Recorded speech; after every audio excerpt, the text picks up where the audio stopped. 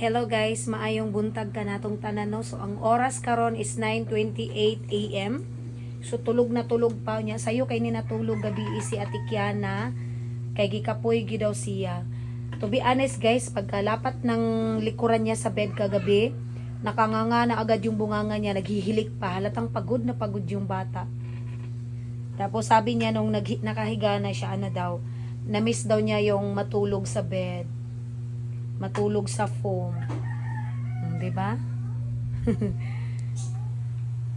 Oh, kuyawa ni Manang oh. Good morning na. Wake up na. Uy, almost 10 na. Kuyawa bata. Uy, tulog mantika kaayo. Sus Mariusip.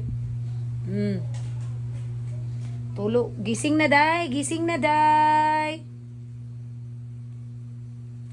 Day, gising na day.